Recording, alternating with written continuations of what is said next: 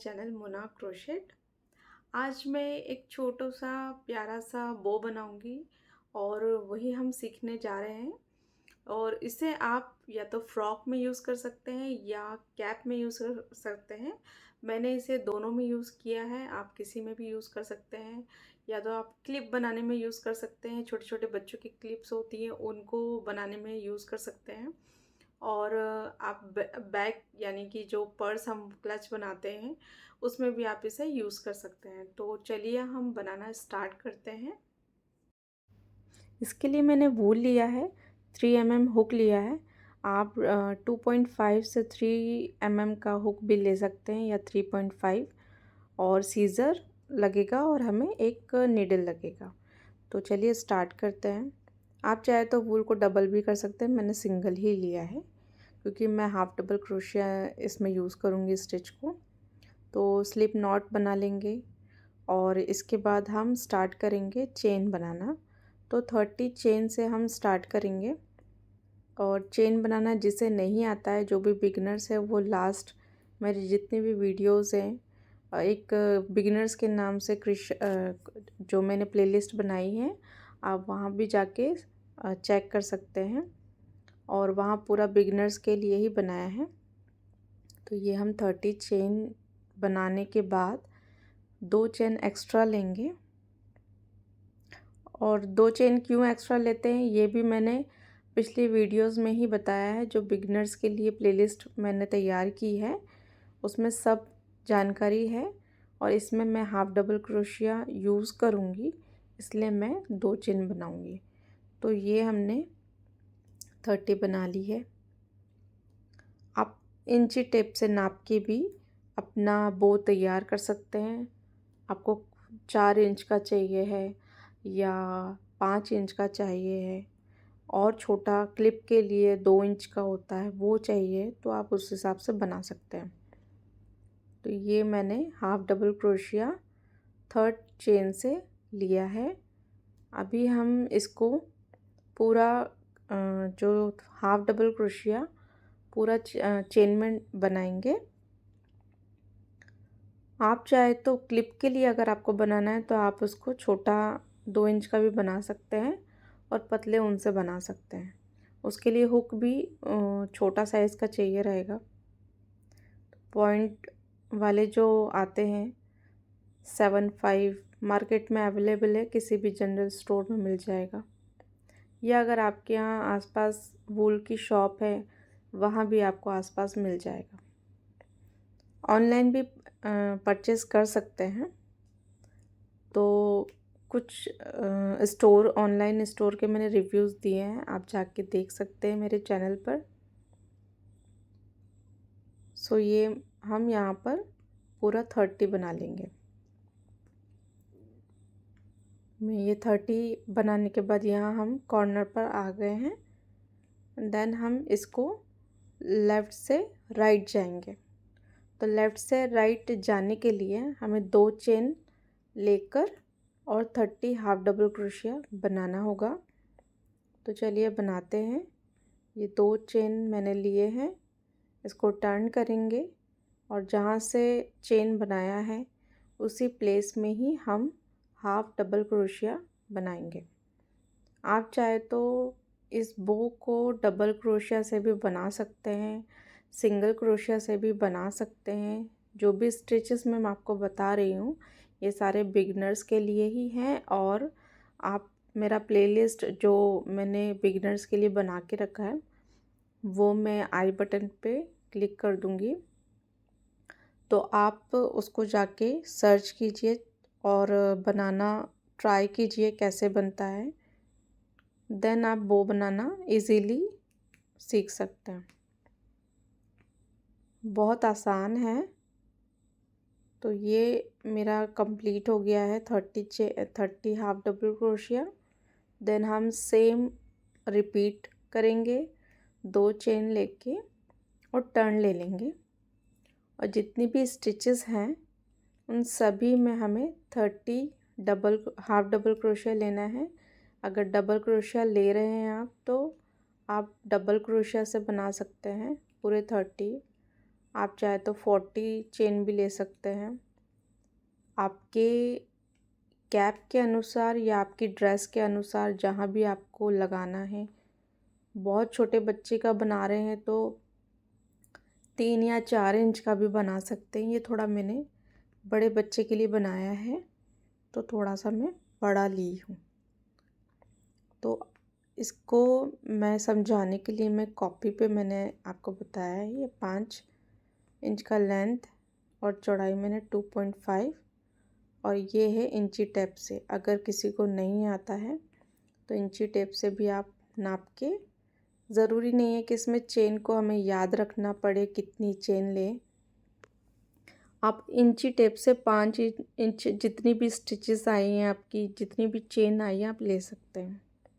अभी हम ये पूरा कंप्लीट करने के बाद मैंने 2.5 इंच का ले लिया है चौड़ाई में। अब हम इस पूरे प्रोजेक्ट को, पूरे पैटर्न को कवर करेंगे सिंगल क्रोशिया से।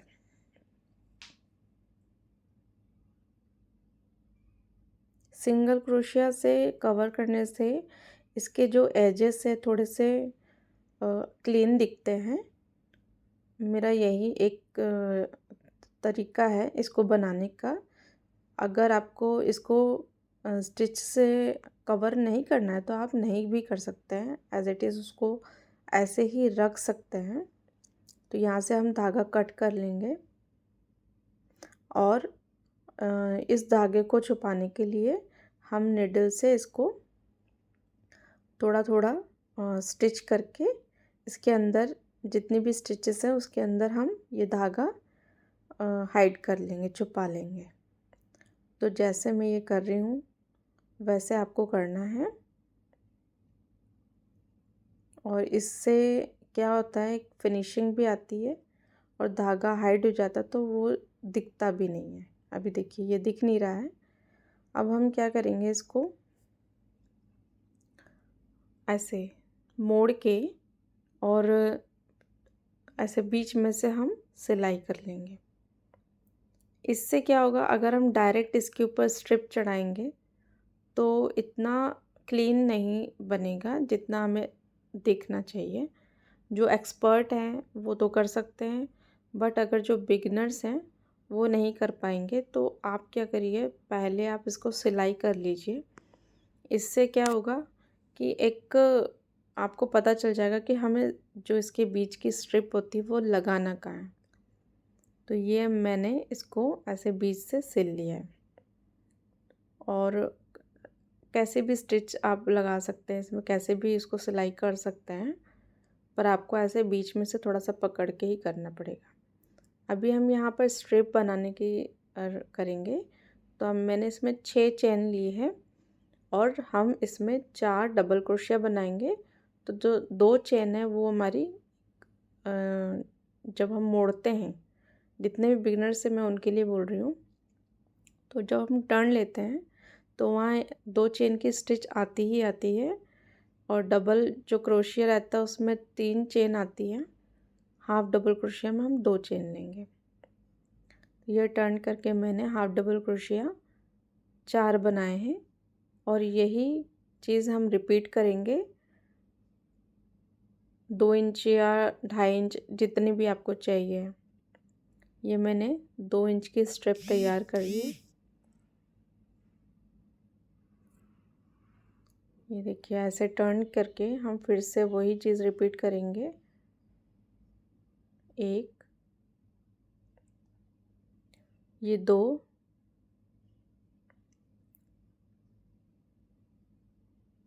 3 हाफ डबल क्रोशिया बनाएंगे और कॉर्नर पे 4। ये 4th नंबर का हमारा हाफ डबल क्रोशिया हो जाएगा।